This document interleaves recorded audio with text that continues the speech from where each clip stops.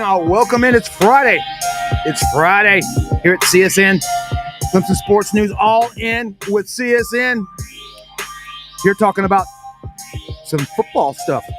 Football's here. Football is here. Got practice updates from yesterday. They're down there right now. Our staff will get me the stuff as we're here right now. Stuff's pouring into my emails and my text messages for later on. But I put a great synopsis piece out, including talking about Dabo's press conference, the things he outlined, some storylines for the season here early in camp. A lot of great stuff to get to. It's football. It's here, folks. Again, CSN, all in with CSN, presented by Ingalls, Vincent Ford, and Oakway Tractor. And don't forget, it's Friday Pie Day from the good old folks at Stoner's Pizza Joint in Clemson. And by the way, it's their 1-year anniversary here in Clemson. They've been here for 1 year in Tigertown. I want to say happy birthday to them. Go Tigers and go Stoner's Joint Pizza. All right, guys, let's get to it. Lots of good stuff going on. Yesterday officially kicked off practice. No longer are we in the talking season. We are in football season. A lot going on. Yesterday, had the staff down there.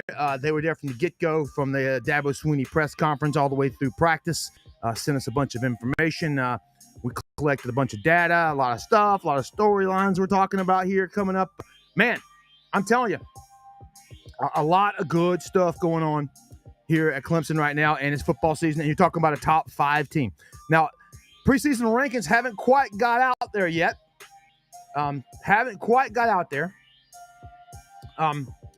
But expect the Tigers to land anywhere, and I'm not kidding, from 1 to 5. That's where I have them.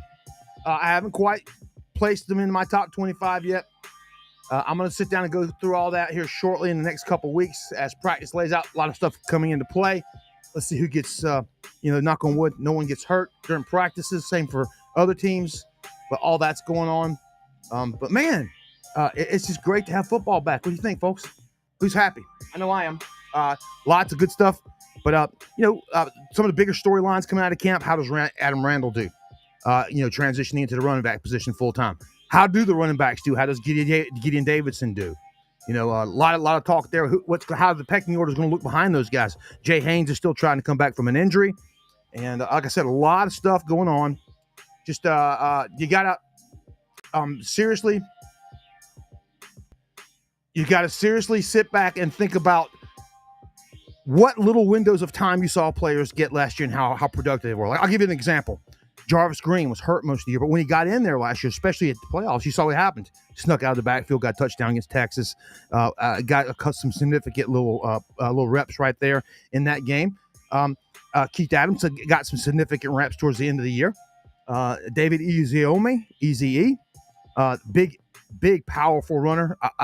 Spring game showed that he's got the potential to do what's going to happen. But Gideon Davidson, along with Adam Randall, I'm starting to think we got a loaded backfield. We're going to find out. Lots of on this first game against LSU, they lost a lot of people in the lines on both defensive and the offensive line. They lost their whole offensive line pretty much. So, and that's not doubting their talent and their depth coming in, but they lost a lot of starts. And you're bringing that game one into Death Valley, the real Death Valley, and you're going to have to face down that crowd. See a lot of false start penalties. I can see those tackles lifting that foot early a lot because the crowd, and they're looking at Will Helt, and they're looking at Parker and going, oh, gosh, I got to get a head start on this fella, or I ain't going to get it done. But, yeah, that's coming up. Offensive line. You got our Clemson, the Tiger offensive line comes in the opposite with 4 starters returning. Tons of snaps.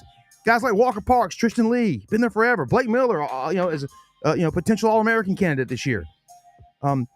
Quarterback depth. What's going to go on behind Cade Klubnik? Who's going to see snaps?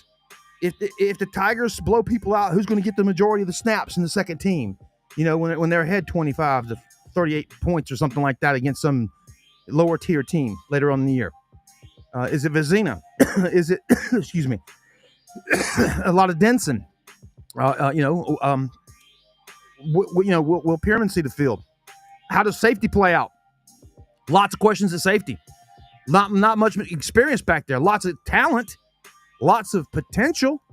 and a lot of athleticism. But, do you have to move Khalil Barnes back there for a minute and let him solidify things back there before you can put him back down at the nickel and move somebody out to nickel, like put Jeremiah Alexander out there at nickel, and let the linebackers play ball out there?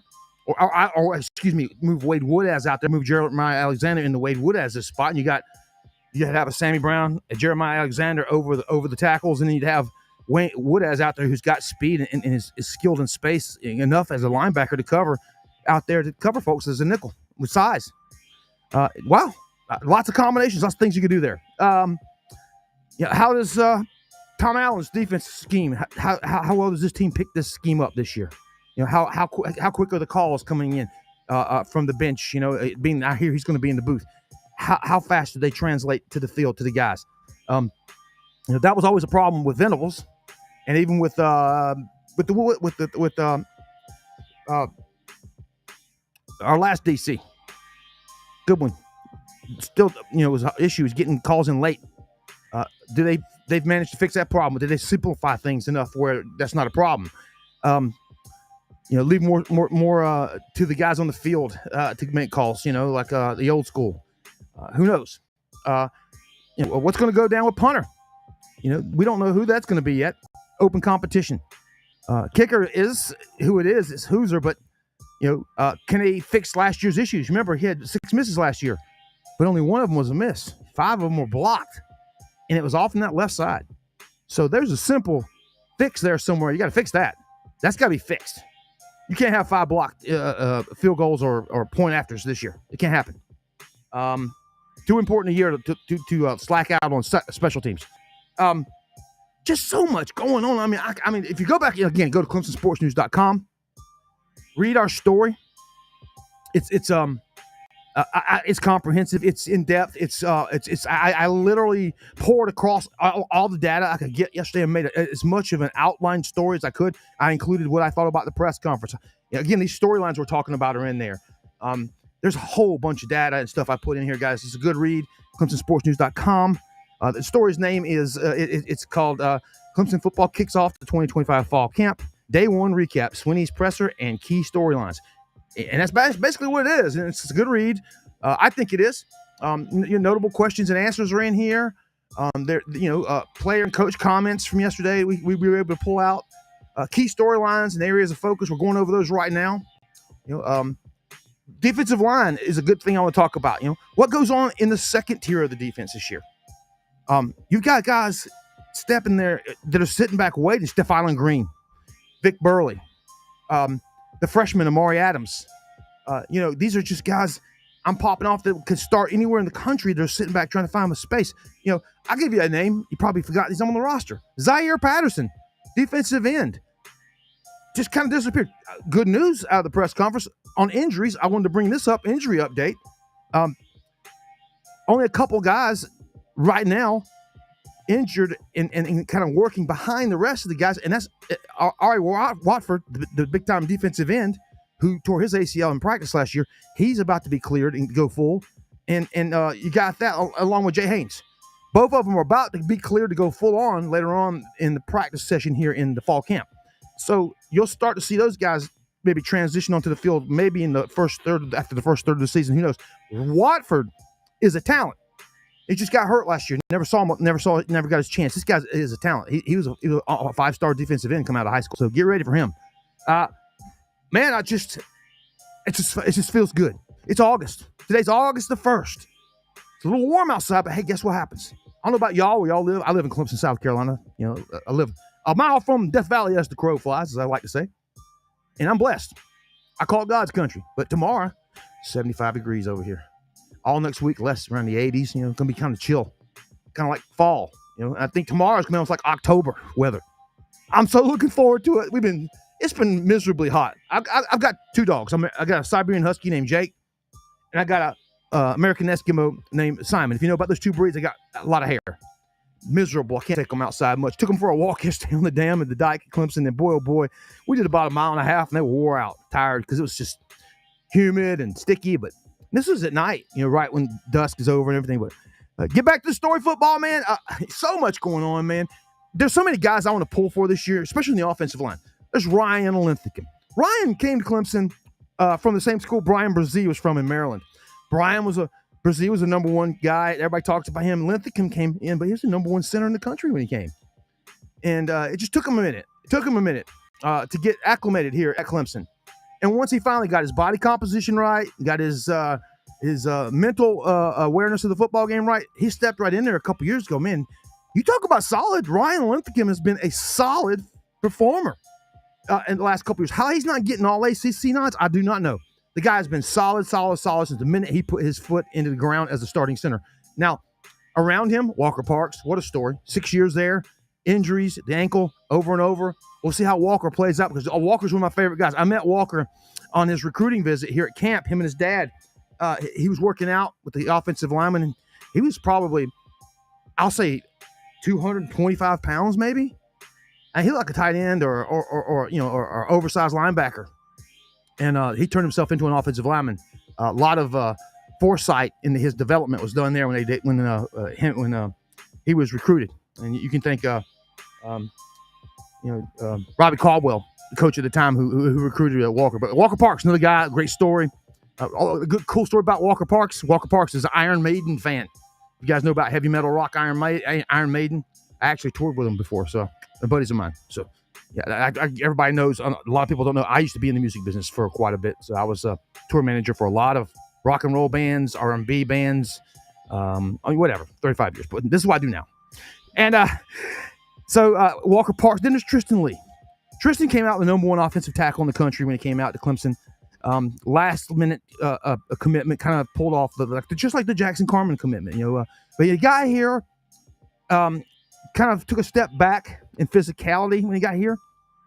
Had to learn how to be physical. Had to learn how to be more attack oriented. Had to learn how to get a good punch, and had to work on his body composition and his upper body strength. And he did all those things. And Tristan now is a true leader and a guy that's heading for the NFL. He will find his way to the NFL this year. I think he's a mid-round guy right now, but he can work his way up with a great season this year. He's got some big-time games coming up.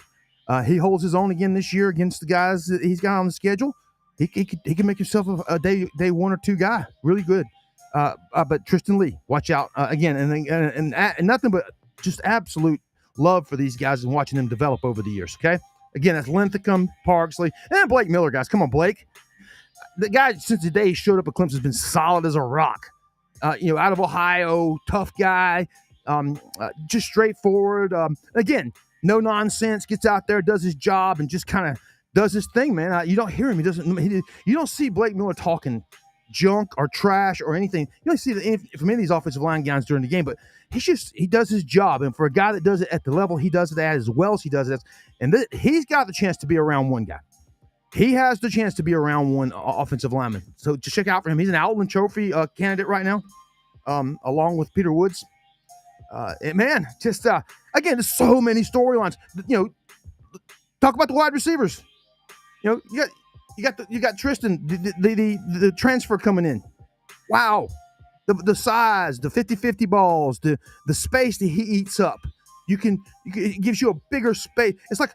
It's like you're throwing a basketball into a basket. The basket just got 10 times wider than it normally would because of the span that this guy's got. You got a bigger basket to throw the ball into because he's got all this range and reach and length. So watch out for that. Tyler Brown, the forgotten man in all this. He's coming back. He showed at the end of the year. He showed up, but he didn't play much there at the end of the year. But Tyler Brown led the team in receptions 2 years ago, a freshman All-American. Another piece to add into all this. And then there's Antonio Williams, who I think this year really is trying to make himself viable as he wants to be a day 2 or 3 option in the draft. I think he can do that. His size takes him back as far as the NFL goes, but his route running is unparalleled across the country, period. And I'll tell you, I was a wide receiver when I played football. And he runs the crisp routes. I'm telling you, man. I said that the very first time I saw him play against Georgia Tech.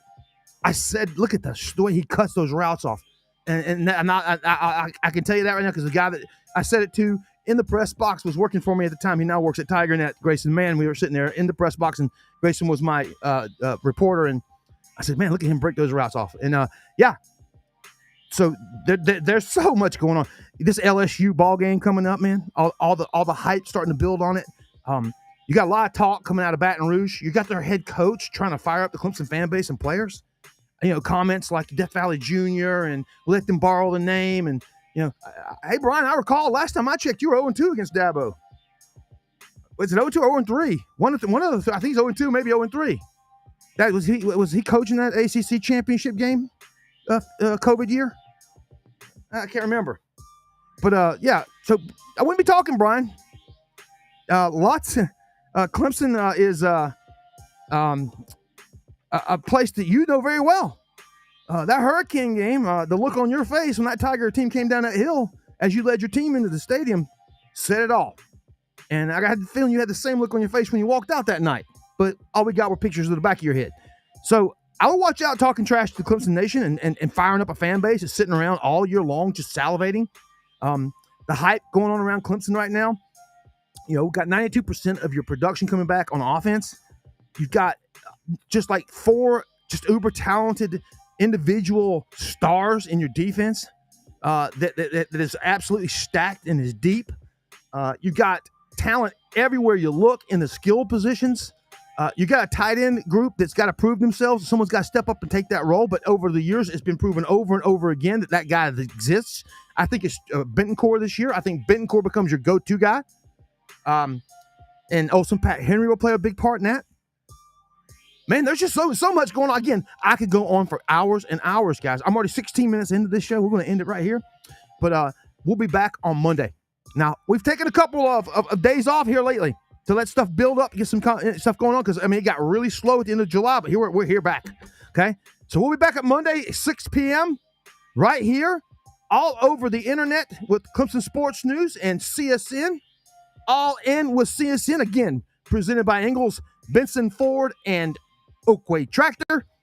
And today, the Friday Pie Day with the guys at Stoner's Pizza Joint in Clemson. Now, hold on one sec. I got to run grab today's Stoner Pizza Joint taste test.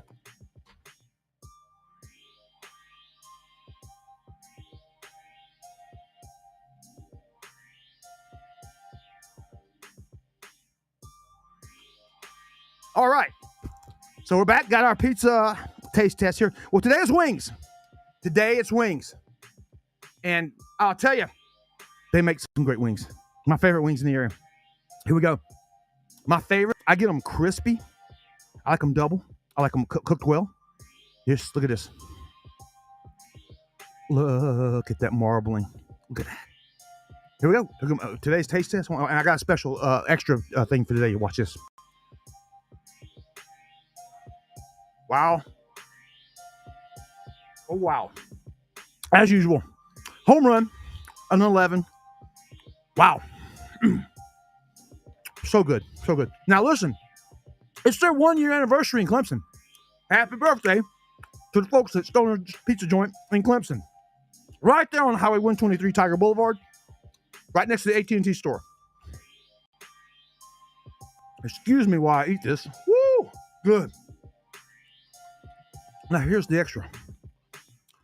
Everybody's got sweets and treats at their stores. And I've seen a lot of people with their cookies and stuff like that. And Doug says, I'm going to send you some of our cookies. I was expecting to get them, in like a little plastic, wax bag or whatever, like everybody sends them. I got them in a tray, like this. Okay? I want you to see why. Because they baked them right there in the store while I waited. They didn't come out. They weren't sitting there waiting, prepackaged. They came out fresh.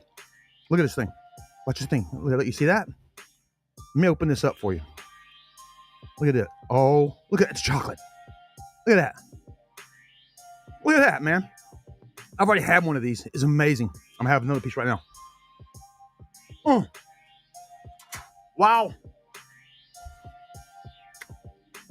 Absolutely dripping.